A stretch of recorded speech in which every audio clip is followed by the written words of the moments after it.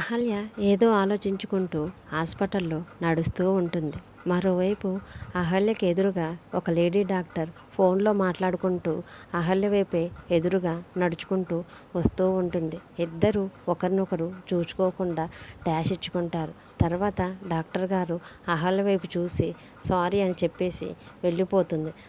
కొంతసేపటి తర్వాత డాక్టర్ గారు మళ్ళీ వెనక్కి తిరిగి ఎక్స్క్యూజ్ మీ అని అహల్యని పిలుస్తుంది. అప్పుడు అహల్య వెనక్కి తిరిగేసరికి మిమ్మల్ని నేను ఎక్కడో చూశాను, మీరు కాశ్మీర్ రాలేదు కదా అని అహల్యని అడిగేసరికి అహల్య ఒక్కసారిగా కంగారు పడుతూ ఉంటుంది.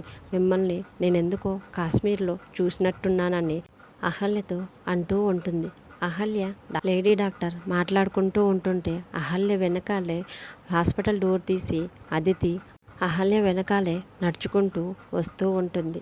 మరోవైపు లేడీ డాక్టర్ మిమ్మల్ని నేను చూశాను, అది కూడా నా క్లినిక్లోనే మిమ్మల్ని చూశానని అహల్యతో అంటూ ఉంటుంది. అప్పుడు అహల్య ఇంద్రగారు చనిపోయినప్పుడు ఇంద్రగారి చితి దగ్గర కళ్ళు తిరిగి పడిపోయేసరికి గౌతమ్ అహల్యని తీసుకొని ఆ లేడీ డాక్టర్ క్లినిక్కి తీసుకొని వచ్చి అహల్యను ఆ లేడీ డాక్టర్ చెకప్ చేస్తున్నట్టు అహల్య గుర్తుకు తెచ్చుకుంటూ ఉంటుంది. మరోవైపు లేడీ డాక్టర్ నేను మిమ్మల్ని చూశానండి, అది కూడా 4-5 నెలల క్రితమే చూసినట్టు నాకు బాగా గుర్తుంది అని అంటూ ఉంటుంటే ఆ లేడీ డాక్టర్ మాటలకు అహల్యకి ఏం చెప్పాలో అర్థం కాక టెన్షన్ పడుతూ ఉంటుంది.